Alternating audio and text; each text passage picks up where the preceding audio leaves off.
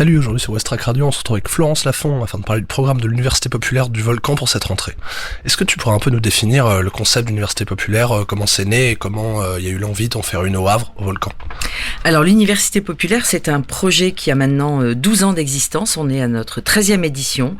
C'est un projet qui est porté par le Volcan et l'Université du Havre, qui est notre partenaire dans cette aventure.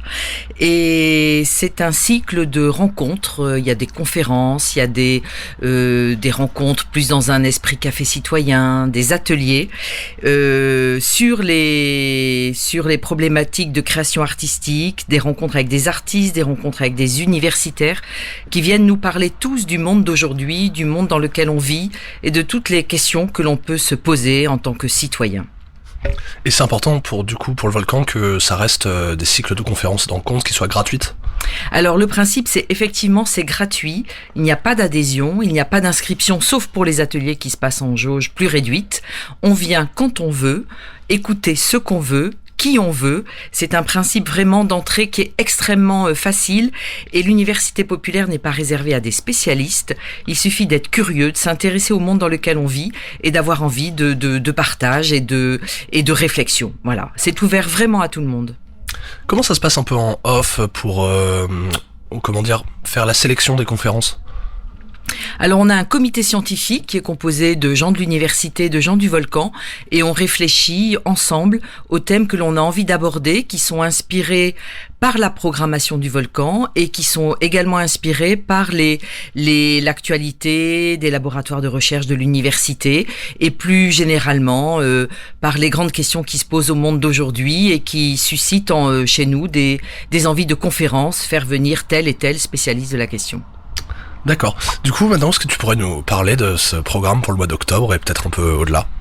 Alors, au mois d'octobre, on démarre samedi 5 avec une rencontre avec un chorégraphe belge qui s'appelle Alain Platel, qui vient au Volcan avec son spectacle Requiem pour elle. Alain Platel est un chorégraphe que je qualifierais d'engagé, qui propose une danse extrêmement éclectique avec des interprètes qui viennent de tous horizons, à la fois géographiques et en même temps il y a des amateurs, il y a des personnes handicapées, des gens qu'on verrait pas forcément sur un plateau de danse et on lui donne la parole parce que il fait partie de ces artistes qui revendiquent un art engagé. Voilà.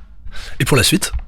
Alors, le 7 octobre, on fait venir Galia Ackerman, qui est une historienne et essayiste française d'origine russe et qui va nous parler de la Russie de Vladimir Poutine et de la manière dont Vladimir Poutine récupère des initiatives citoyennes.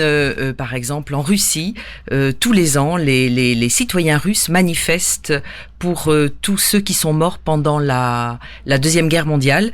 Et Vladimir Poutine a récupéré cette initiative à son profit, puisqu'il veut faire de la Russie, rendre à la Russie sa place dans le monde. Et donc elle va un petit peu analyser tout ça. C'est le 7 octobre à l'Université du Havre. Le lundi 14 octobre, on fait un focus sur la Palestine, à la fois parce qu'on a un spectacle au Volcan avec Elias Sambar et Franck Tortillère sur ce thème-là, et on a eu envie de parler de cette région du monde, bien sûr.